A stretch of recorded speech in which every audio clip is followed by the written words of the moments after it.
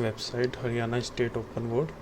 जैसे कि पहले हम इसकी वेबसाइट को अगर गूगल पर डालते हैं तो आपको यहाँ पर जितने भी पेज मिलेंगे, जितने भी रिज़ल्ट मिलेंगे, सिर्फ HCS OBS के मिलेंगे जो इस वेबसाइट से रिलेटेड है। बाकी किसी भी एडिशनल वेबसाइट या किसी भी दूसरी वेबसाइट ने इसके बारे में कुछ भी लिस्ट नहीं किया हुआ है। ये देखिए, सब आपको सिर्फ नॉर्मल लिंक मिलेगा।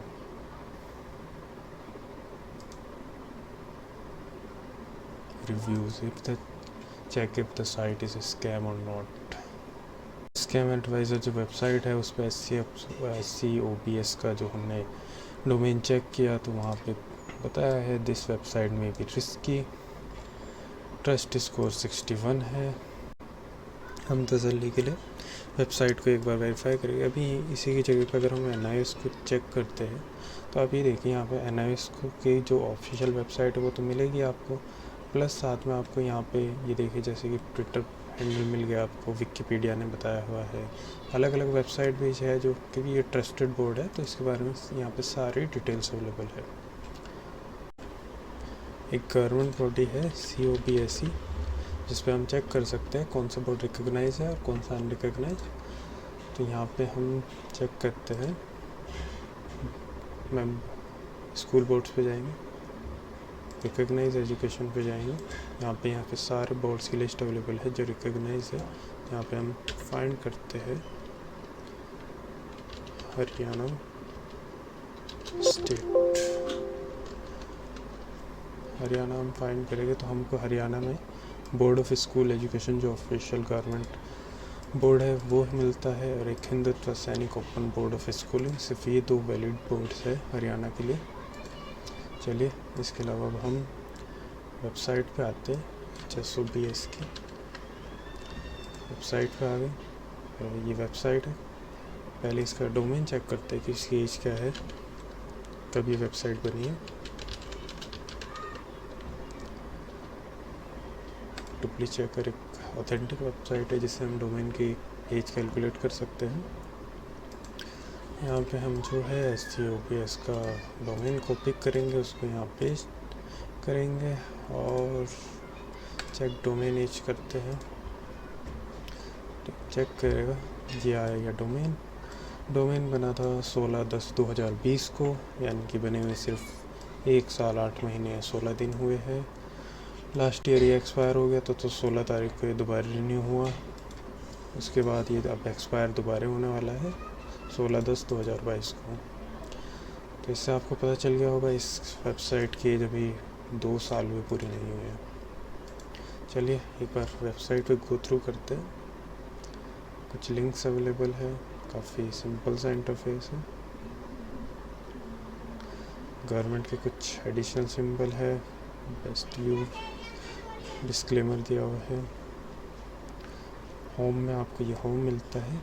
अबाउट अस में चेक करते हैं तो बोर्ड की एक प्रोफाइल है, पर यहाँ पे कहीं भी मेंशन नहीं किया गया है कि बोर्ड कितना पुराना है। बस आप जहाँ भी जाओगे आपको ये मिलेगा, सीनियर सेकेंडरी सर्टिफिकेशन के लिए आपके 16 साल होने चाहिए और 10th के लिए आपके 14 ईयर्स। मिशन एंड विज़न कुछ भी नहीं लिखा हुआ है। ये मैंने ऑब्जेक्टिव पढ़ सकते हैं आप, ज़्यादा खास नहीं है। फ़ोटो गैलरी अवेलेबल ही नहीं है। अबाउट स्टेट में एडमिनिस्ट्रेटिव सेटअप में जाते हैं, कुछ भी अवेलेबल नहीं है। पब्लिक इन्फो पेज अवेलेबल नहीं है। एफिलिएशन का पेज अवेलेबल है, आप गो थ्रू कर सकते हैं, ज़्यादा कुछ खास डिटेल्स यहाँ पे अवेलेबल नहीं है। स्टूडेंट कॉर्नर्स पे आपको examination on demand and told, यहाँ पे हम बेसिकली आप अपना जो भी रिज़ल्ट वगैरह है वो चेक कर सकते हैं। ये एक फालतू की चीज़ यहाँ पे ऐड की गई है, national symbol of India.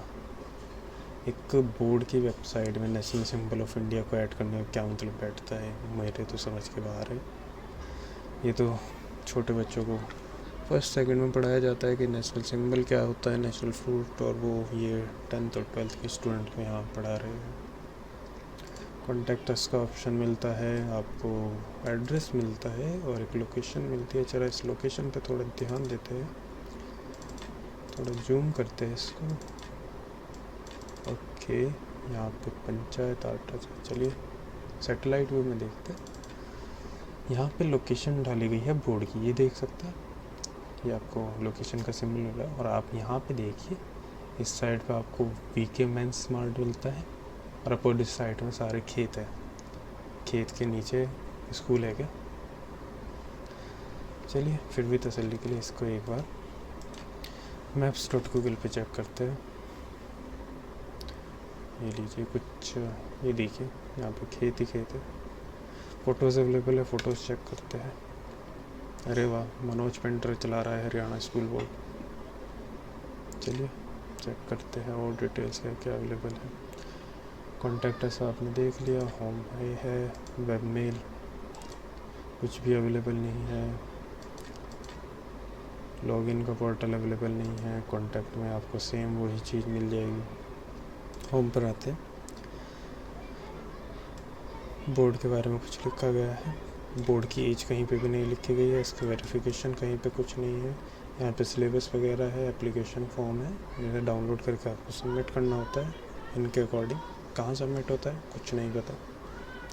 Functions में जाते हैं, फंक्शन लिखे हुए हैं। तो प्रिस्क्राइब सिलेबी, बट इस सिलेबी क्या होता है? सिलेबस होता है, text book. Organisation structure, authority मिली है गवर्नमेंट बॉडी से, गवर्निंग बॉडी से, एग्जीक्यूटिव कमेटी से, ऑनलाइन एजुकेशन कमेटी, काफ़ी सारी चीज़ें मेंशन है। एक ये फालतू का पेज ही देखिए फिर से ऐड है यहाँ पे। Public holidays for calendar year 2020, अभी चल रहा है 2022। मतलब पेज बना के छोड़ दिया, वो अपडेट भी नहीं हुआ, पर इस पेज का यहाँ पे मतलब भी कुछ नहीं था। चलिए खैर छोड़ते हैं, डाउनलोड्स में आते हैं। डाउनलोड्स का पेज अवेलेबल नहीं है इसलिए ओपन नहीं हो रहा है। एफिलिएटेड इंस्टीट्यूट, ताकि यहाँ पे इसका मतलब होता है कि कौन कौन से जो स्कूल्स वगैरह है इससे अटैच है, पर ये पेज ही अवेलेबल नहीं है। तो इसका मतलब आप देख सकते हैं। रिज़ल्ट एनालिसिस पे हम चेक करके यहाँ से अपना जो है एनरोलमेंट नंबर और अपना जो रिज़ल्ट है वो वेरीफाई कर सकते हैं। उसके बाद न्यूज़ एंड मीडिया, इस पेज का अवेलेबिलिटी यहाँ पे है ही नहीं, कुछ भी अवेलेबल नहीं है। रिज़ल्ट एनालिसिस में आपको वही अपना रिज़ल्ट डाउनलोड करने का ऑप्शन मिल जाएगा। यहाँ पे आपको दिखा देते हैं। रिज़ल्ट आप डाउनलोड करिएगा, आप देखिए PDF खुल रहा है, वेबसाइट ऑथेंटिक है। अब आपको कितना मज़ा आ गया कि आपका रिज़ल्ट आ गया, पर ये एक फर्जी वेबसाइट है।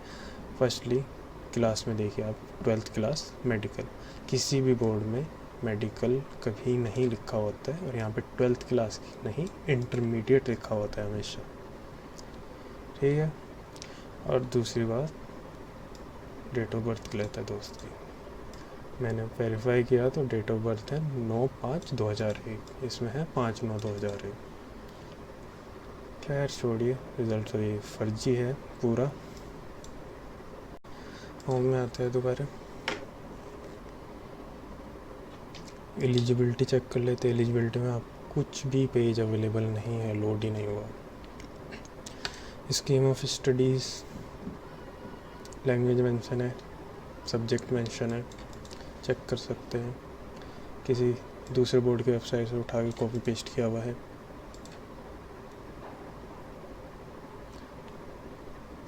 एलिजिबिलिटी अवेलेबल नहीं था।